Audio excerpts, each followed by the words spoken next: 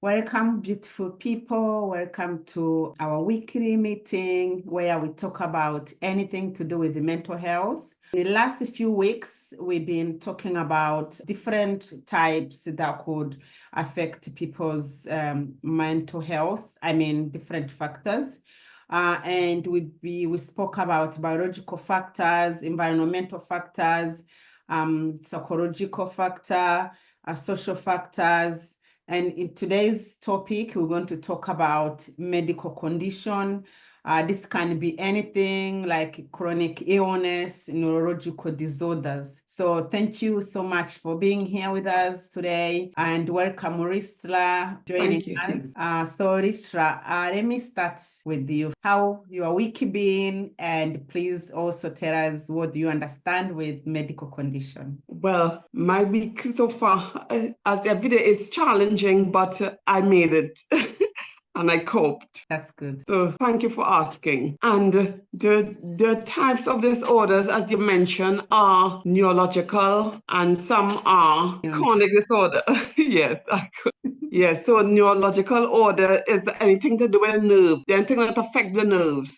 So things like Parkinson's, dementia, the disease that I have, which is spinocerebellar ataxia. Any disorder which can affect the nerve can prevent people from being able to do certain things that they're accustomed doing, and therefore it makes them have mental illness. In terms of chronic things like diabetes, high blood pressure, the other disorders such as epilepsy and attention deficit hyperactivity disorder and all these other things. Another one which affect people caused by mental health problems is fibromyalgia. These disorders, they cause people to feel depressed and anxious, feel isolated. And we mentioned one of the social factors of isolation, which causes depression. So it leads on to, because it causes people to not do the things that they're accustomed doing, then it can lead to isolation and all these things and cause more mental illness. Yeah, I definitely agree with you. I can imagine someone having to know that they have a medical condition that there is no cure. It can only be managed. For example, diabetes, it can be cancer. Any illness can also give you pains throughout your life. I think that can be very traumatic, knowing that you are living with this condition. There is nothing much can be done. So I came to realize that most of us, when we have pain, the only way to process the pain and how we feel, people tend to isolate themselves because they feel like they're just in that kind of world and there is no one else who feels the same way they are feeling, which is true because they're actually trying to process what's happening to them, trying to manage the pains throughout the day. I can imagine how that world looks like for them. And so that can lead them to be more self-isolated, loneliness. So not being able to talk about these things, the pain, what they are going through, because they feel like people won't understand. So if we suggest maybe try this, they may be like, okay, you're suggesting because you don't know how I'm feeling. So there are so many things really can go in a person's brain when they are experiencing anything like chronic illness or anything to do with the neurological disorder. Well, for me, I can give an example because for me, I've been suffering with a sort of backache for the past 2 years or so. But it's not like my bone hurting or something. It's one spot on the left side of my back, which I discover is not real pain because it doesn't hurt normally. But when I'm lying down, it hurts sometimes. Like last night, I really got a lot of pain and it causes spasms. But then I realized that it's not a muscular pain, it's more like a nerve pain. So then I was reading up on nerve pains and it's sciatica. I think I got a mild case of sciatica because it doesn't radiate too much, but the pain can move and radiate. And because it causes spasms, then I know that it's a nerve, it's a pinched nerve. So how do you... It's not bad enough for me to take painkillers, but to stretch if I'm stretching, then it hurts. After I stretch, then the pain goes. So it relieves by stretching and moving. One of my friends, well, apart from her suffering with diabetes, then a door in her workplace, something some fault with it and it hit her. And she suffers from back pain now as a result. She hadn't been able to go to work and work has given her problems. Yesterday, she sent a text to say that she was feeling so sad. All this I'm showing that it shows that if your mindset is, but it's not about mindset, it's experiences, especially if you're a social person and you can't do the social things that you used to doing, then it becomes a problem. Like for me, I'm not really a very social person. I could spend hours on my own. As long as it doesn't affect your mental health. It doesn't affect my mental health at all. I don't get sad. That's good. And probably I don't get sad because as a teenager growing up, I was a very sad person. And I made a vow to myself that I will never ever be sad like that again. That's good. That's good. I will always be happy. So because I made this vow, I always find ways to make myself happy and keep away from the sadness because I've had enough. Yeah, I think again, Risra, it's about knowing yourself so well and knowing what you really want in your life. That's the most important. Me and you, we can just say whatever we want to say. That can change or cannot change anyone unless they really what they want for themselves. What Exactly. kind of life do they want to live? Maybe I can just also give myself an example. When my son was diagnosed with autism, I think that was the first time ever I tried to put my whole life into someone else's life to have the feeling on how that person may feel. My son wasn't talking, wasn't aware of anything. So I tried to put myself in his position. I realized the life can be so painful, so painful.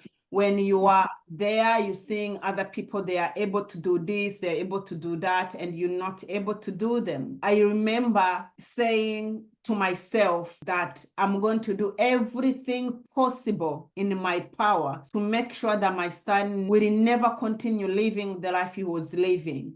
The life we cannot communicate, the life we cannot tell me what he wants, the life where he was dealing with the sensory issues, where you could see that he's using all the muscles to just do what he can. It was a painful life. And I just told myself, I'm going to do everything in my power to make sure my son lives a positive life. And there is a time where I was like, I asked my question, so what am I going to do? Am I going to create a new person? He's already born, he's out there. What are you going to do? Are you going to change him into becoming to somebody else? What kind of power do you have? So those are the questions I was asking. But when you have those kind of question, for example, someone who's dealing with the chronic illness and you think like there is nothing can be done, when you asking those questions, at some point you feel like I can't do anything about this situation. And that's when you feel like it's the end of the world for you. But the time you realize that there is so much you can do to make a difference from how you are feeling is the best thing, because you remain positive and everything you do around you is just positive. So it's all about self-help. What do you really want to do to help yourself? Because as I said, me and you can just talk about good things that we need to do to help ourselves. We can talk about different strategies we can use to help ourselves. But if we're not ready to take in everything, it would be just a waste of time. When I was working in community, and that's what I told all my patients. I said, it's up to you. I said, I can guide you, I can help you, but it's up to you what you want. And so and behold, whenever they take the rein in their hands and they take their health in their hands, then they achieve even things that they surprised they have even achieved. Lisa, because you don't depend on other people to heal you. you heal yourself. Yeah, definitely. It's just individual action.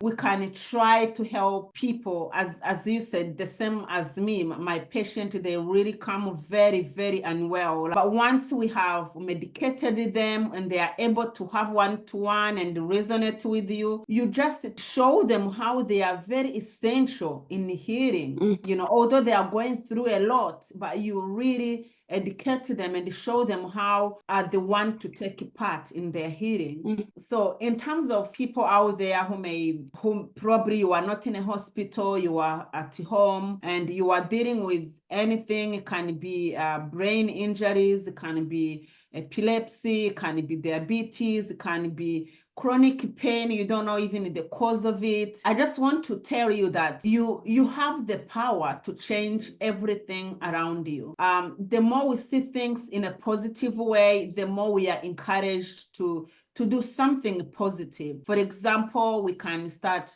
practicing something like mindfulness. Mindfulness is really good. Meditation is really good. Relaxation is really good for your mind, for your body, for your soul, for your peace. You know, these are the things that can really help you in terms of healing and coming together, reducing stress, and also promoting emotional balance and help you manage this everyday struggle you are going through. When you are in this situation, you feel like you want to be on your own, but trust me, people around you, we are here for a purpose. God has made you and has made me for a purpose. It's not just like we need to be here. We are here for a reason. Staying connected with the people, friends, family is the most important thing that you can do. And also, you can set up any realistic goals. They can be short, they can be long. Like, for example, when you wake up, you can just say, okay, today I'm going to do some relaxation. Today I'm going to do some mindfulness. You know, all those small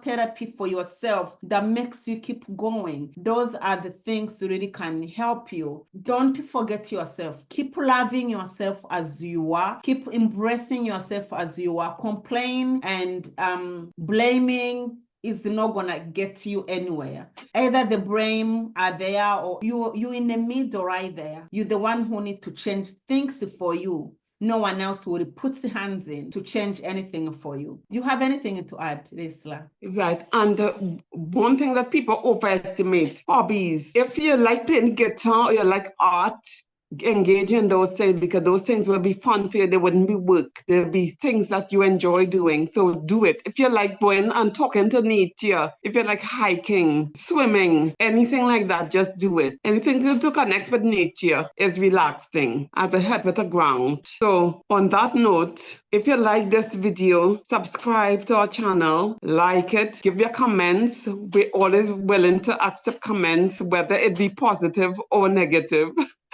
Because all the comments will be positive anyway. And press the notification bell for more videos that we upload. So thank you so much for joining in today. If you have any comment or if you have anything that you would like us to cover for you, or is there any topic that is your favorite and you would like us to cover, please make any comment. We'll definitely make that possible for you. Thank you so much for joining in today. We will see you on our next video. thank you. Bye-bye.